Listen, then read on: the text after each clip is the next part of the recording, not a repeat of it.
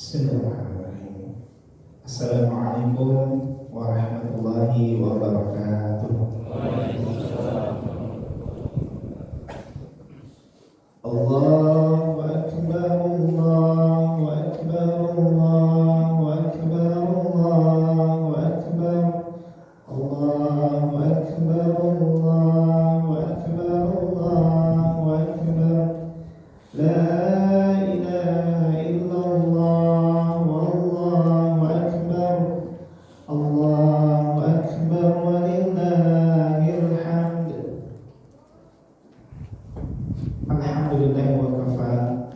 wassalatu wassalamu ala rasulina Mustafa wa ala alihi wa ashabihi wa man tabi'ahum bi ihsanin wa man minkum wafa. Asyhadu an la ilaha illallah ismuhu al-a'la wa asyhadu anna Muhammadan abduhu wa rasuluhu alladhi yurshiduna ila al-huda amma ba'd. Ayyuhal hadirun ittaqullaha haqqa tuqatih wa la tamutunna illa wa antum muslimun. ورد أيضا في آية أخرى أعوذ بالله من الشيطان الرجيم بسم الله الرحمن الرحيم يا أيها الذين آمنوا اتقوا الله ولتنظر نفس ما قدمت لغد اتقوا الله إن الله خبير بما تعملون. بسم الله الرحمن الرحيم إنا أعطيناك الكوثر فصل لربك وانحر إن شانئك هو الأبتر. Jamaah Idul Adha rahimani wa iyyakumullah. Mari kita sama-sama mengucapkan syukur kepada Allah Subhanahu wa taala dan mengucapkan alhamdulillah atas hadirnya hari yang mulia, atas datangnya kebaikan-kebaikan kepada kita dan nikmat-nikmat yang sempurna Allah berikan kepada kita. Dan salah satu dari nikmat-nikmat yang harus kita betul-betul syukuri adalah nikmatul iman wal Islam. Hataini ni'mataini sadaqan dukhulul jannah. Karena hanya dengan dua nikmat inilah, iman dan Islam, kita ini dijamin oleh Allah dan Rasulnya akan masuk di surga Allah Subhanahu wa taala. Sebagaimana yang selalu disampaikan oleh Rasulullah SAW, man syahida annahu la ilaha illallah dakhala jannah. Siapa saja mengatakan aku bersaksi bahwa tidak Tuhan selain Allah dan Muhammad adalah utusan Allah, maka dia ini pasti akan masuk surga. Dan yang lebih khusus lagi Rasulullah SAW menyampaikan kullu ummati yadkhuluna jannata illa man abaa. Semua umatku, kata Rasulullah SAW, semuanya akan masuk surga ya Allah SWT kecuali yang menolak untuk masuk surga. Faqama ahad min ashabil nabi, berdirilah dan bertanya salah seorang di antara sahabat-sahabat Nabi, manil aba ya Rasulullah, siapa yang menolak masuk surga ya Rasulullah? Humul ladzina la yuti'una Allah wa yuti'una Rasul wa humul aba. Dialah orang yang tidak mau taat kepada Allah dan tidak mau taat kepada Rasulnya, maka sungguh dia ini adalah orang yang seakan menolak masuk surga. Jamaah rahimani wa iyyakumullah. Allahu akbar, Allahu akbar, Allahu akbar, walillahil hamd. Dalam momen Idul Adha ini kita diajak oleh Allah dan Rasulnya untuk sedikit merenung bagaimana kalimat-kalimat takbir yang kita dengarkan dari mulai kemarin, dari mulai maghrib. Kita dengarkan kalimat-kalimat takbir, sebuah takbir dalam Al-Quran atau dalam sebuah takbir dalam bahasa Arab, dari kalimat Allahu akbar, Allahu akbar, Allahu akbar, Allahu akbar, diteriakkan kepada telinga kita, ditembuskan kepada telinga kita sampai ke sarang hati kita, untuk menanamkan sebuah kalimat dan pemahaman bahwa ya wahai engkau seorang hamba, tidak ada yang lebih besar kecuali adalah urusan engkau dengan Rabbmu. Dialah Allah yang akbar, dialah Allah yang maha besar. Tidak ada yang mampu mengalahkan dia, tidak ada yang mampu untuk tidak berurusan dengannya, karena segala sesuatunya Allah Akbar, Allah Akbar, Allah yang lebih segala-galanya. Maka tanamkanlah itu dalam hati kita sehingga Allah menjadi satu-satunya yang senantiasa kita perjuangkan, sehingga Allah lah yang selalu kita nilai dan kita ukur dalam setiap aktivitas kita. Ketika kita melakukan sesuatu hal yang kita ukur bukan pandangan manusia, bukan pandangan orang-orang, namun yang diukur ketika melakukan segala sesuatu, apakah Allah ridho dengan apa yang aku lakukan ini? Ketika kita berucap, apakah Allah ridho dengan apa yang saya ucapkan ini? Ketika beramal, apakah Allah ridho dengan apa yang aku amalkan ini? Sehingga apabila kita sudah mampu memposisikan Allah sedemikian rupa, maka segala sesuatunya kita abdikan hanya kepada Allah SWT. Wa ma khalaqul jinna wal insa illa liya'budun. Tidaklah menciptakan jin dan manusia, kata Allah, kecuali hanya agar mereka semuanya beribadah kepada-Ku. Jamaah rahimani wa iyyakumullah, kita mengingat sebuah kisah dari Ibrahim alaihissalam, Nabiullah Khalilullah yang dicintai oleh Allah SWT sampai memiliki derajat yang tertinggi di hadapan Allah. Bagaimana menjadi pribadi seorang yang berserah diri kepada Allah. Ketika tadi kita mengucapkan la ilaha illallah, tidak ada ilah, tidak ada yang berhak disembah kecuali hanya Allah saja. Maka dengan Allah itu membutuhkan ilmu, bukan hanya diucapkan dengan lisan. Maka dalam Al-Quran Allah menyampaikan fa'lam annahu la ilaha illallah. Kalimat la ilaha illallah digandeng dengan kalimat alima ya'lam. Fa'lam, maka ketahuilah, maka pelajarilah, maka renungkanlah kalimat la ilaha illallah. Jamaah ya Allah, Nabiullah Ibrahim alaihissalam untuk memahami kalimat la ilaha illallah memiliki kisah-kisah yang sangat menarik. Yatadzakkaru fi waqtin, dia berpikir di sebuah waktu. Tsumma ra'a kawkaban, kemudian dia melihat bintang. Inikah benar Tuhan yang disembah oleh umat ini? Tapi ketika bintang itu sirna oleh datangnya rembulan, inna uhibbul afilin, falamma afala inna uhibbul afilin. Ketika bintang tersebut sirna, maka kata Ibrahim alaihissalam, aku tidak suka masa ada Tuhan bisa menghilang. Tsumma ra'al qamar, kemudian dia melihat bagaimana rembulan. Inilah barangkali Tuhanku yang disembah oleh umatku. Falamma afala, ketika dia ingin juga ternyata tenggelam dengan hadirnya matahari, maka apakah mungkin Allah itu tiba-tiba menghilang? Kemudian ra'a syams, kemudian dia ini melihat matahari. Hadza akbar, ini lebih besar dibandingkan apa yang sudah atau kemarin saya renungkan. Ini besar. Inilah yang barangkali adalah Tuhan yang disembah oleh hamba dan disembah oleh umat. Tapi ketika matahari itu tenggelam di waktu maghrib, falaisa min hadzal rabb, maka ini bukanlah Rabb. Maka di sana Ibrahim alaihissalam memiliki kesimpulan, bukan kaukabannya, bukan bintangnya, bukan rembulannya, bukan mataharinya yang menjadi Tuhan, tapi pasti ada yang menentukan, pasti ada yang mengatur kenapa bulan bisa muncul, kenapa matahari bisa muncul, dan kenapa bintang itu bisa muncul. Pasti ada yang mengatur. Maka kalimat yang populer dari Nabi Ibrahim alaihissalam, wajjahtu wajhiya lilladzi fatara as-samawati wal ardh hanifan musliman wa ana minal musyrikin. Ya Allah, aku tunjukkan, wahai Rabb, aku akan patuhi. Kalau wajah itu adalah bentuk dari kepatuhan seorang hamba. Kalau kalimatnya wajah artinya adalah ketika kita mau memalingkan wajah kita untuk kepada sesuatu, maka kita akan fokus di sana dan kita tidak akan pernah berpaling dari sana.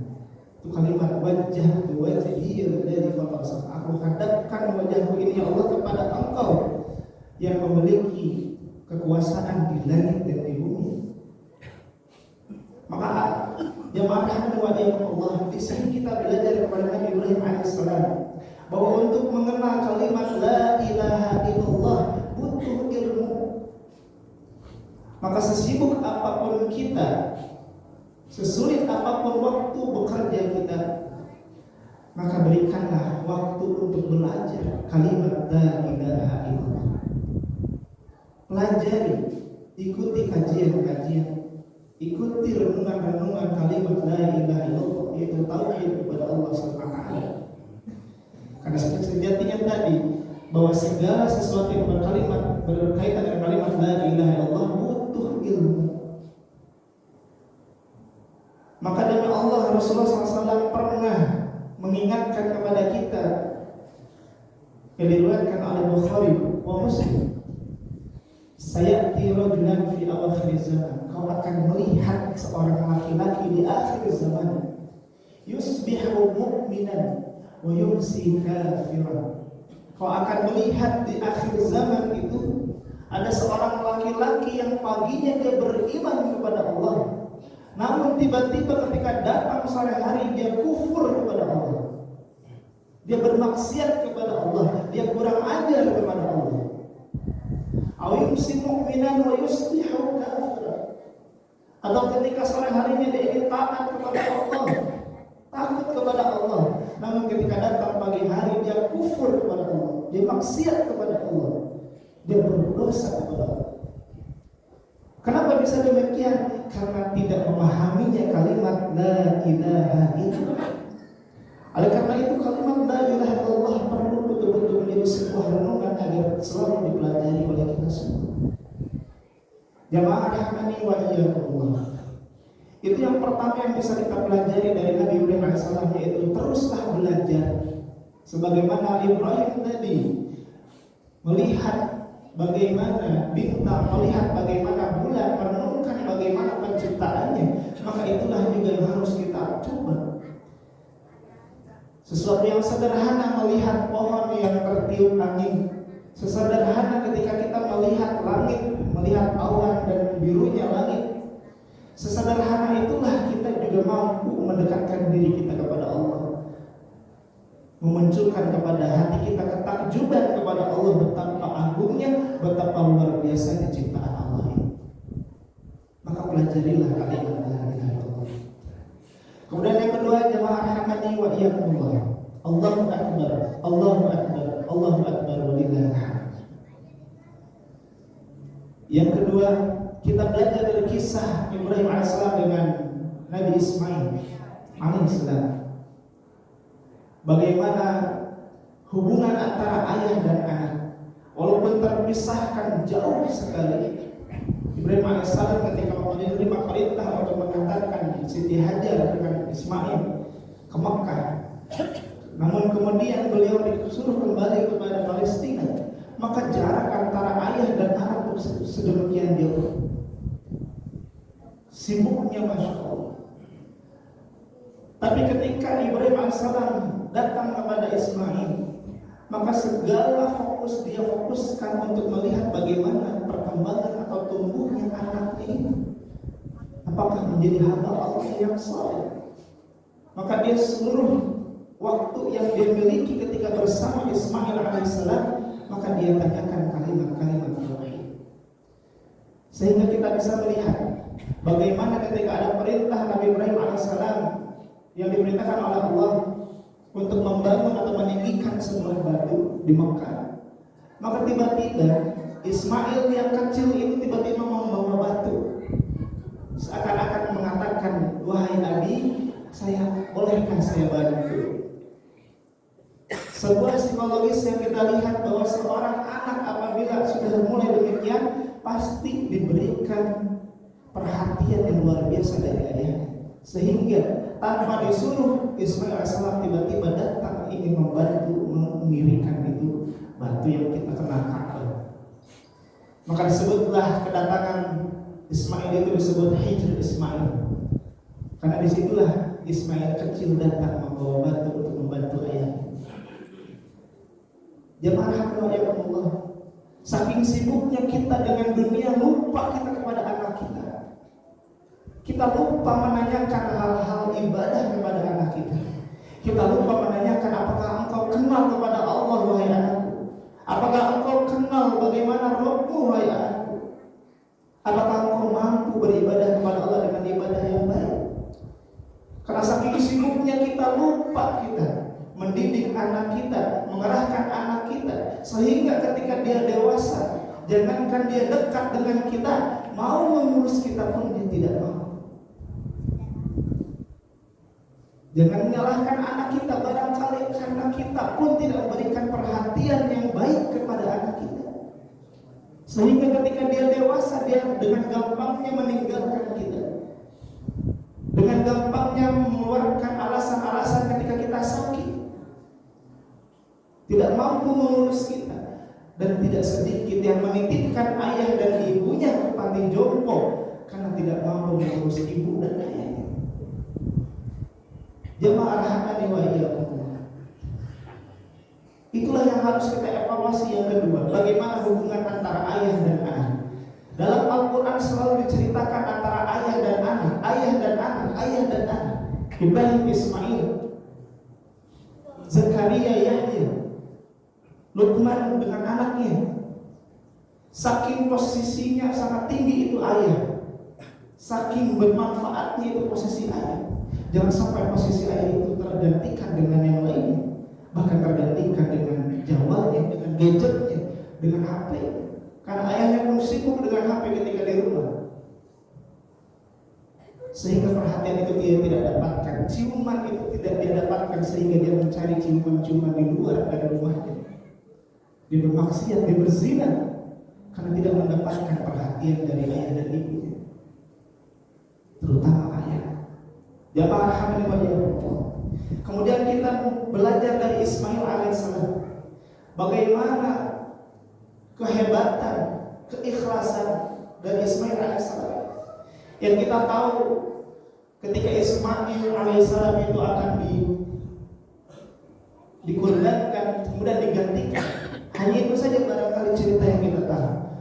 Tapi kalau kita melihat asal-asal dari kisah-kisah Nabi Ismail alaihissalam, bagaimana luar biasa ya. Diriwayatkan dari Ibnu Majah, dikisahkan bahwa ada sebuah athar menyampaikan sebuah kisah yang sangat indah. Lihat bagaimana ketika Ismail alaihissalam ditidurkan. Sebelum ditidurkan, Nabi Ismail alaihissalam ketika menerima perintah, ayahnya menerima perintah dari Allah SWT untuk menyembelihnya, maka kalimat yang dia katakan adalah faf'an satajiduni insyaallah minas sabirin. Wahai ayahku, pasti itu adalah wahyu, maka kerjakanlah sekarang. Kau akan dapati aku menjadi orang-orang yang sabar. Dan bagaimana seorang anak yang sangat luar biasa memahami kondisi ayahnya, memahami dilematis bagaimana perasaan ayahnya, memperhatikan bagaimana ayahnya ini kebingungan, sehingga dia memotivasi lakukan. Tapi lihat bagaimana ketika sudah ditidurkan Ibu Ismail, lihat bagaimana kalimat-kalimat Nabi Ismail. Oleh ayahku, sebelum engkau menyembelih, maka ikatlah tanganku. Ikatlah tanganku ini sehingga aku tidak meronta-ronta, sehingga engkau tidak merasa iba kepadaku. Ikat, wahai ayahku yang kuat. Dia memperhatikan bagaimana perasaan ayahnya. Dia memahami bagaimana perasaan ayahnya, betapa berat ini ujian. Kemudian yang kedua, keinginan dari Ismail. Wahai ayahku, bukalah bajuku ini, kemudian berikanlah bajuku ini kepada ibuku yang kucintai sebagai hadiah terakhir dariku. Kemudian yang ketiga, Nabi Ismail AS menyampaikan, wahai ayahku, tajamkanlah wahai ayahku, tajamkanlah itu pisau dan semacamnya, agar penyembelihan ini cepat selesai. Dan bagaimana keikhlasan dari Nabi Ismail AS? Ini kita bisa pelajari sebagai bagaimana seorang anak itu berkorban untuk anak, untuk ayahnya, berkorban untuk orang tua. Karena tadi tidak sedikit dari anak-anak yang sudah dewasa tidak mampu untuk mengurus orang tua yang sudah tua. Jangankan menjaga perasaan orang tuanya, justru dia berbuat zalim kepada ayah dan ibu. Sedangkan ketika kita belajar kepada Nabi Ismail alaihissalam, betapa luar biasanya Nabi Ismail memperhatikan bagaimana perasaan ayahnya, bagaimana kebingungan ayahnya ketika diuji oleh Allah dan ujian yang sangat berat. Maka disitulah respon dari kita seorang anak kepada orang tua harus kita perbaiki. Jangankan kita memberikan kebahagiaan kepada orang tua, justru malah kita memberikan kemudaratan kepada orang tua. Maka sebenarnya Allahu Akbar, Allahu Akbar, Allahu Akbar. Jamaah rahimakumullah, itu adalah beberapa pelajaran yang perlu kita renungkan di 3 hari ke depan ini di ayat tasyrik. Karena kita memiliki potensi, masing-masing kita memiliki tanggung jawab. Kita memiliki posisi, entah itu sebagai ayah kita ataupun sebagai anak. Maka inilah yang harus kita perbaiki. Terakhir, jemaah rahmani wa Allah, ketika kita merenungkan bagaimana waktu ini berlalu dengan cepat, para ulama menyebutkan ketika umatnya itu akan sesuai dengan waktu umurnya, usia nabinya mereka. Ketika nabi mereka usianya ratusan tahun, maka umatnya pun tidak akan jauh pasti ratusan tahun. Ketika umatnya puluhan tahun, ketika nabinya puluhan tahun usianya, maka umatnya pun tidak akan jauh sekitar segitu.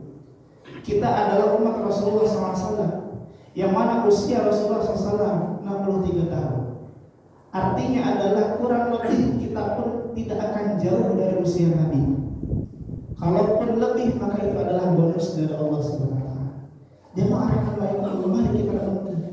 Andaikan kita korelasi setiap kehidupan kita kepada usia 60 tahun, sebenarnya kita yang sangat sedikit sekali beribadah kepada Allah.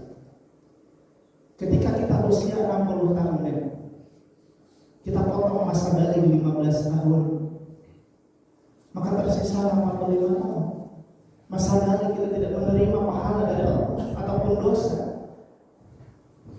Walaupun sekarang dari 9 sampai 15 juga sudah kalian berpada dengan akhir. Tapi rata-rata di 15 tahun itu akalnya sudah matang. Maka kita ambil putus 15 tahun itu, masa akil bagi kita habis menyisakan 45 tahun. Andaikan kita ini dalam sehari tidur 8 jam sehari, kita korelasikan dengan 60 tahun usia kita, maka kita sudah tidur 20 tahun. Kemudian kita bekerja rata-rata keluar pagi pulang asar, kurang lebih 8 jam juga kita bekerja. Dikorelasikan kembali kepada usia 60 tahun, habis lagi yang tadi 45 tahun dipotong 20 tahun, sisa 25 tahun dipotong lagi, waktu bekerja 20 tahun, tersisa 5 tahun. Belum dikurangi makan, andaikan makan kita waktunya menghabiskan sekali makan setengah jam, 2 kali makan 1 jam, maka kita sudah menghabiskan waktu 3 tahun untuk makan. Maka demi Allah, ibadah kita ini hanya di antara 2 tahun saja. Kemudian kita mengharap kepada Allah surga yang tertinggi dengan amal-amalan kita yang seadanya. Mana? Siapa kita ini? Jemaah rahimani wa Allah. Oleh karena itu, waktu yang kita dapati harus betul-betul kita maksimalkan. Kesempatan-kesempatan berbuat baik, beramal saleh di hadapan kita harus betul-betul kita manfaatkan. Selagi bisa, selagi mampu, jangan sampai tertinggal amal saleh tersebut. Jemaah Allah, maka mari kita perbaiki hati kita. Kita bersihkan hati kita ini di Idul Adha, sehingga salat Arafah yang barangkali kemarin kita lakukan dan perayaan Idul Adha ini menambah ketakwaan kita kepada Allah. Maka di antara kita ada yang berkurban. Hakikat dari kurban sebenarnya adalah mendekat. Bukan masalah praktek kurbannya, tapi mendekatkan hatinya itu kepada Allah SWT. Karena Allah menyampaikan, dagingnya tidak akan sampai, darahnya pun tidak akan sampai kepada kami. Yang datang kepada kami adalah ketakwaan kalian. Bagaimana perasaan kalian ketika beribadah? Jemaah Allah, maka kita simpulkan, sungguh tidak ada di antara kita ini yang bersih dari dosa. Maka perbanyaklah mohon ampun kepada Allah di hari-hari ini. Dan ketika kita mengetahui banyak sekali dosa kita, maka ketika ada seseorang yang mencoba mencaci maki kita, mencibir kita, membicarakan keburukan-keburukan kita, kita tidak akan pernah marah kepada dia. Kenapa? Karena kita lebih tahu kita lebih banyak dosa. Karena kita lebih tahu, lebih kotor kita dari apa yang dia sampaikan. Dia baru hanya tahu satu, sedangkan saya tahu siapa saya. Maka ketika ada kita dicaci maki oleh orang lain, maka karena hati kita mengetahui hati kita bahwa diri kita ini banyak dosa, maka kita tidak gampang tersinggung.